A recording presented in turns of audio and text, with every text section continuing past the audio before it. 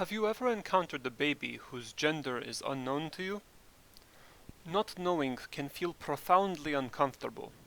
We barely realize how great the differences are in how we treat male and female people, in what we expect of them. These differences are by no means subtle, but they are so much the air we breathe that we can't even see them. We have almost no experience of relating to human beings not on the basis of their gender.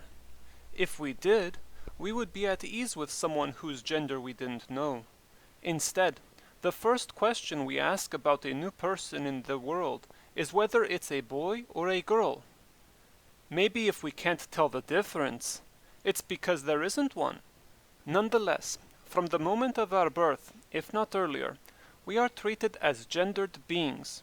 We are not merely considered to have a gender. We are conditioned to have it.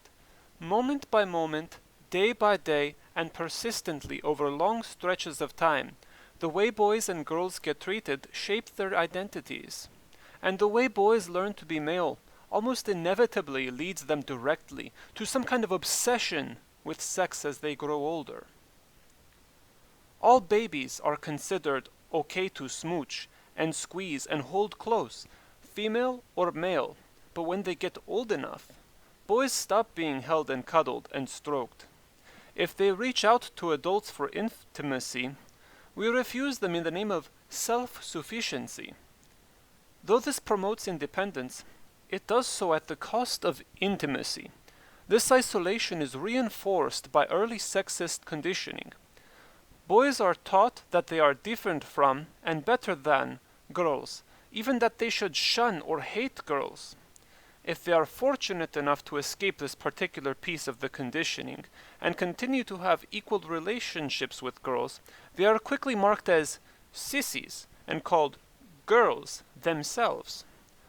Loving or tender relationships with other boys get them similarly marked as homosexuals, or other derogatory terms, and put them in danger of violence or being ostracized by their peers.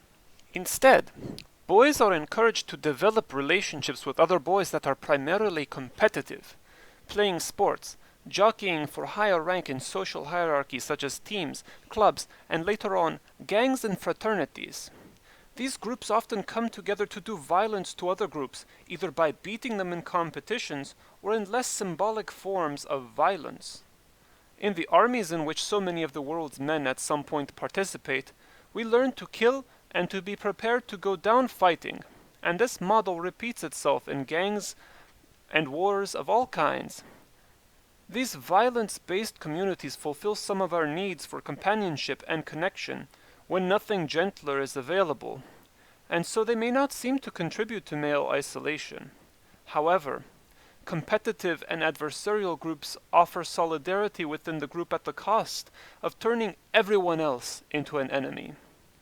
They breed fear of other people, even of the others within our group, with whom we must also compete for rank. We may not be alone when among the group members, but the internal isolation is intense. Relationship between group members buckle and break from the pressure of having to defend, protect, and prove ourselves. This is very different from the nurturing ease and satisfaction of a mutual, equal, and fear-free relationship. A systematic enterprise of denied contact, humiliation, and name-calling, being ostracized, sexist conditioning, homophobia, competition, and training for violence leaves boys more and more on their own. This habit of being on our own becomes familiar. Isolation is a piece of the heritage of our conditioning as boys that we carry with us into our manhood. This description of male conditioning will not exactly match every boy's experiences, but certain factors are almost universally present in one form or another for boys growing up in our present society. Isolation is one of three primary factors in our early conditioning that later leaves us vulnerable to sexually becoming obsessed.